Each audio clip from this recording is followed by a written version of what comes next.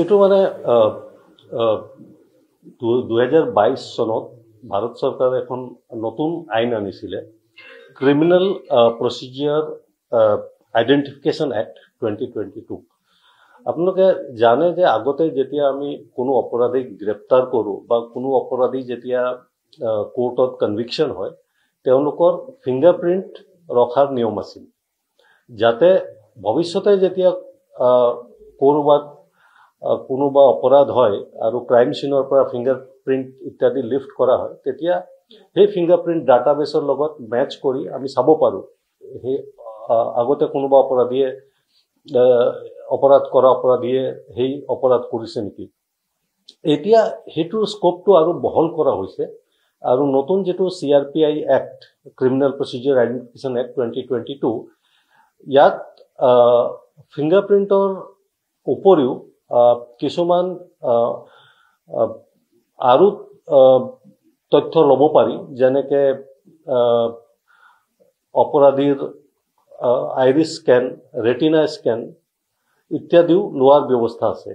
গতিকে সেইখিনি এটা ডাটাবেছ তাৰ দ্বাৰাই তৈয়াৰ কৰা হয় আৰু তাৰ কাৰণে এইবিলাক কালেকশ্যন কৰিবৰ কাৰণে মেজাৰমেণ্ট কালেকশ্যন ইউনিট আমি ভাৰত চৰকাৰৰ NCRB, নেশ্যনেল ক্ৰাইম ৰেকৰ্ডছ ব্যুৰোৰ সহায়ত প্ৰত্যেক জিলাত আমি স্থাপন কৰিছোঁ ইতিমধ্যে।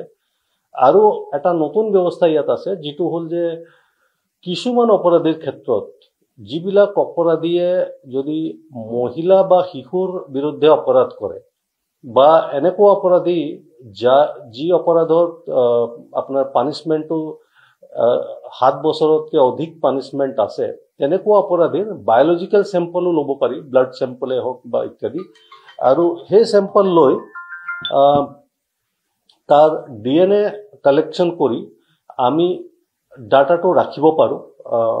এইটো মেজাৰমেণ্ট কালেকশ্যন ইউনিট যিটো আছে, সেই তাত ডাটাটো ৰখা হ'ব আৰু তেনেকৈ এটা ডাটা বেংক তৈয়াৰ হ'ব যিমান অপৰাধী এই ধৰণৰ হয়। গতিকে আমাৰ অসমত আমি MCU, যিটো মেজাৰমেণ্ট কালেকশ্যন ইউনিট, প্ৰত্যেক জিলাত ইতিমধ্যে স্থাপন কৰিছোঁ আৰু আমি এতিয়া যিবিলাক অপৰাধীৰ বায়'লজিকেল চেম্পল ল'ব লাগে সেইটো আমি আৰম্ভ কৰিছোঁ আৰু তাৰ DNA কালেকশ্যন কৰি আমি MCUত এতিয়া ডাটাবেছত আমি ভৰোৱা আৰম্ভ কৰিছোঁ। আৰু NCRB জনোৱা মতে অসমত যোৱাকালি আপোনালোকে গম পাইছে, আমি প্ৰথমবাৰৰ কাৰণে গোটেই ভাৰতৰ ভিতৰতে প্ৰথমবাৰৰ কাৰণে আমি MCUত CRPI এক্টৰ অধীনত আমি DNA চেম্পল কালেক্ট কৰি আমি আপলোড কৰিছোঁ।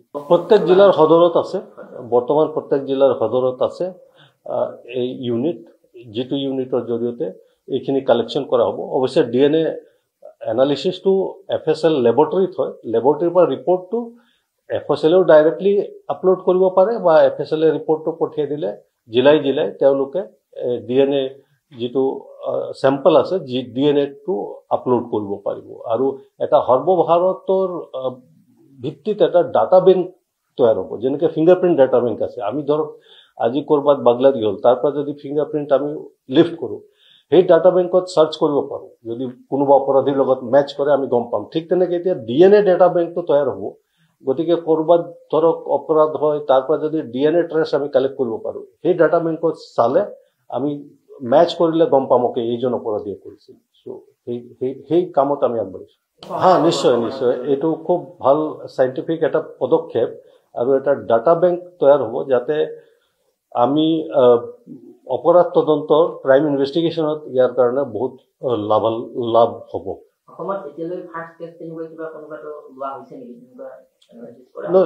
DNA এনালিচিছ চাওক, আমি কৰি থাকোঁ, কিন্তু আমাৰ ডাটা বেংক নাছিলে। এতিয়া ডাটা বেংকটো তৈয়াৰী হৈছে আৰু ফাৰ্ষ্ট আমি DNA তেনেকৈ ডাটা বেংকত আমি ভৰাইছোঁ। লাহে লাহে ডাটা বেংকটো তৈয়াৰ হ'ব। তৈয়াৰ হোৱাত আমাৰ এটা ডাটা বেংক যেতিয়া আমাৰ অসমত হ'ব, তাৰপিছত বিভিন্ন ৰাজ্যৰ অপৰাধীৰো তেনেকৈ DNA চেম্পলবিলাক জমা হ'ব, ডাটা বেংক তৈয়াৰ হ'ব। আৰু যেতিয়া আমি কোনোবা অপৰাধস্থলীত কিবা বায়'লজিকেল চেম্পল পাম, সেই বায়'লজিকেল চেম্পলৰ পৰা আমি DNA এক্সট্ৰেক্ট কৰি ডাটা বেংকত চালে গম পাম, আচ্ছা কাৰোবাৰ লগত মেচ কৰিছে, তেতিয়া আমি গম